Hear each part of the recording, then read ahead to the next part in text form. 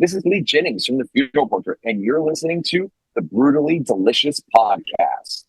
One, two, three, four. The Brutally Delicious Podcast. The Brutally Delicious Podcast. The Brutally Delicious Podcast. The Brutally Delicious Podcast. Recording in progress. Hey, how are you, Lee? Doing good. Can you hear me at least? I can definitely hear you, yes. All right, well, I just want to make sure that my AirPods, 1 second. All right, sweet. I'm going to turn the video on. I do apologize. I am in a moving vehicle because we are on tour right now. Where are you guys at? We're in New Jersey, but we're heading to Illinois. So we just got it's a done long with ride.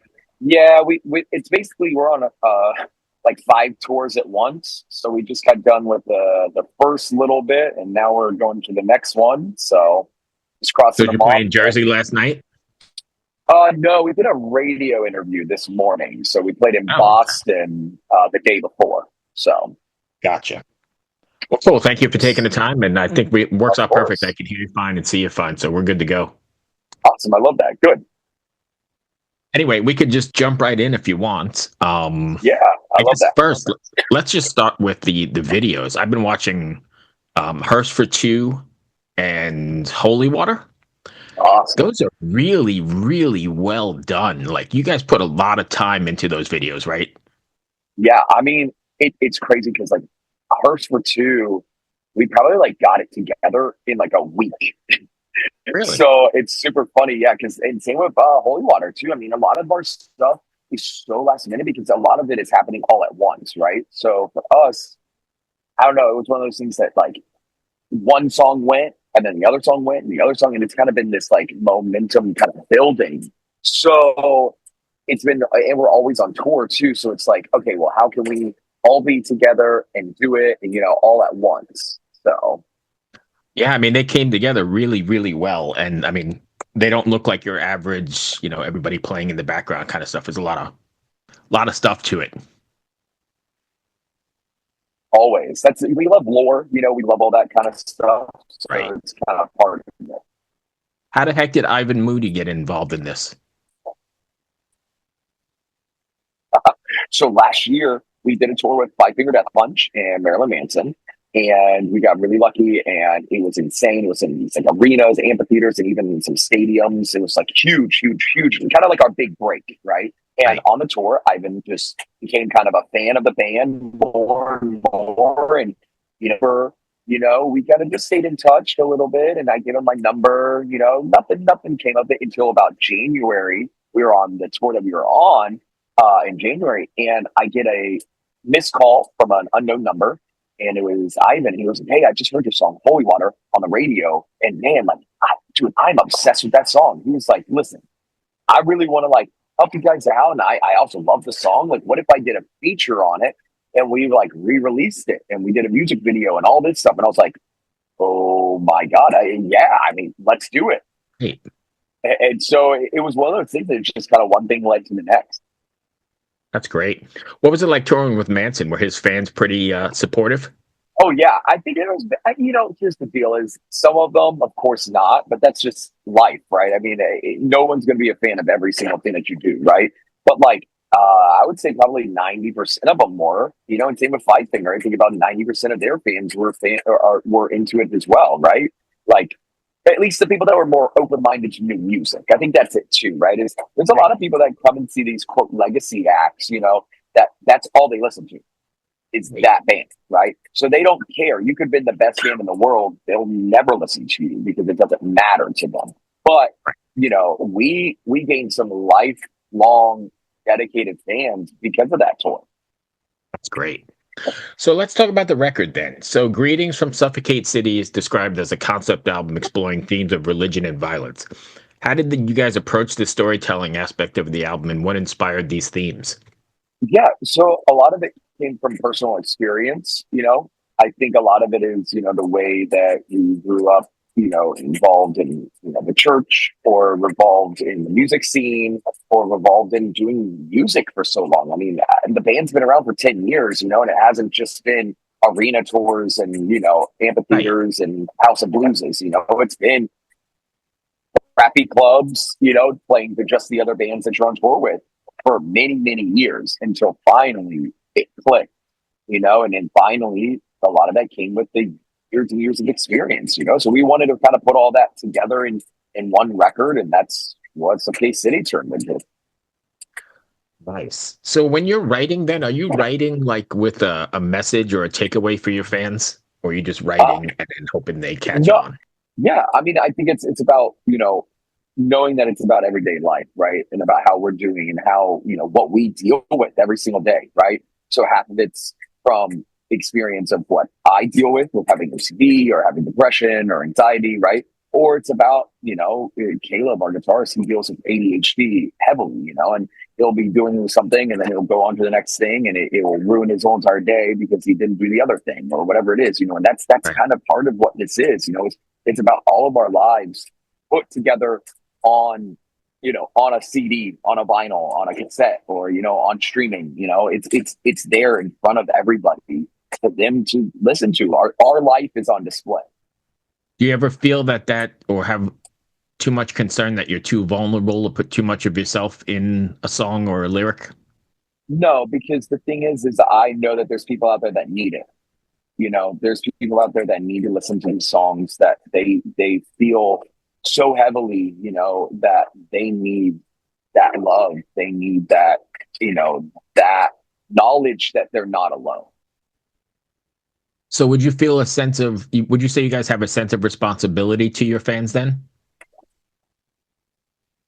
In some sort of way, right? Like I think, I think we're very connected with them, right? Like I know a lot of them by names. A lot of them have became friends over time because we've been doing this for 10 years, right? And stuff like that. Like I think it's one of those things that they know what this band's about and what this band stands for and what we, that, it's part of a family, that's what we've created and that's what we're planning on keep on doing.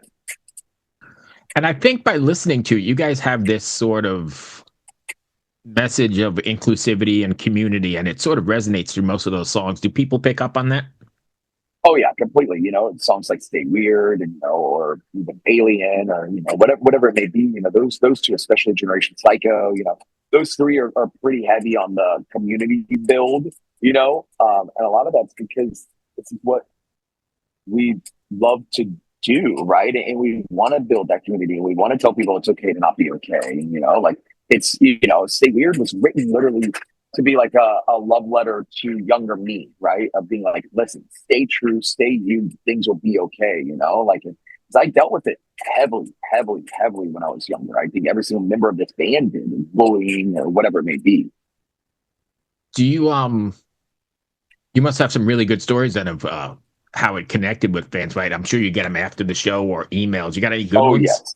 Oh you can yes. I share? mean, we have so many. It's incredible because I think we have so many fans that they love to bring us like gifts and stuff like that, right? Or they so many people have tattoos, or they ask me, write the word "Stay Weird" so I can get a tattoo, or write this or whatever. They love that. That's what they love, and that's what we're kind of working on is doing a little bit of it's putting it all together and hopefully in some sort of collection so that way, because I keep everything. I know we all kind of do. Is Right. my we're here in an RV, but I have this bunk back here, and that's like mine. I have so many gifts already, and we just started the tour 4 days ago. So it's like, Right. but that's so cool that people take time out of their day to build stuff or make stuff. Like someone crocheted a huge rug for us, like one time, or someone made like a stool, or someone makes us blankets or shirts or plushies or whatever it is. That's so cool.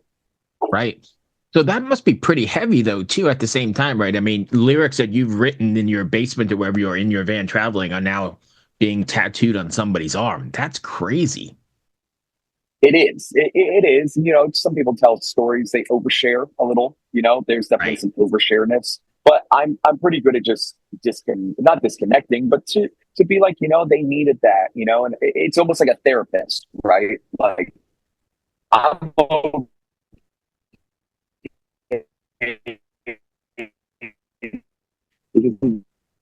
don't know. I'm good at that.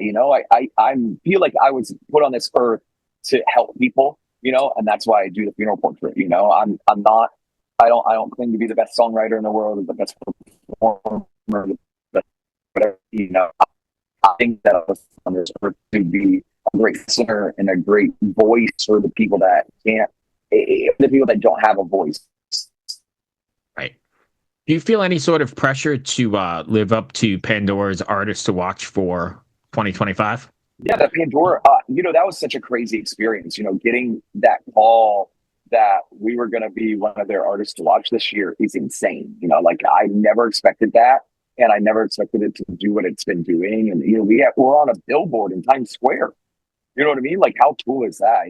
It's been nonstop of just like incredible things like that happening for us, and I'm just so excited to see where it leads, and for us, I hope we're living up to it. And I think we are. I think the thing is we are taking every opportunity that comes our way, and we're just going to keep doing us. Yeah, ride the wave for sure. So what do you have planned the rest of the year then? I know you said you're on like 4 different tours at once. How does that work out? So that leads us in. So we're out with Ice Line Kills. We're also out with The Used. We're also out with Under Oath. We're also doing headlining shows. We're doing like 5 or 6 different festivals.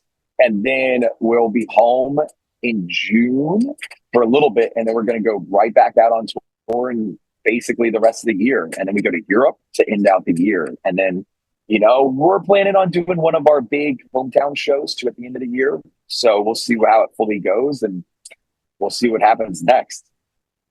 Awesome. And if fans want to find you then, Funeral Portrait everywhere? Everywhere. Just type in the Funeral Portrait. You'll see my green hair. You know you're in the right place. That's a trademark, huh? Yep, exactly. So that's all I had then. I know we have some shitty connections. Thank you, my friend. Stay safe on the road. And I haven't seen the routing. I don't know if you, dude. I don't know if you're coming to Richmond or anywhere near me here, but I'll have to look at the routing. We actually, I believe we are. So if you see the show, I think we are. I can't remember here. I'm going to check real fast. Oh, you know what? I lied. I lied. Amanda sent me the, I think I'm already approved. Like April 29th or something. Yeah. Yep. April. Yep. All right. So I'll come down and say hello. Yeah, I'll see you. Awesome. Later, my man. All right. Take care.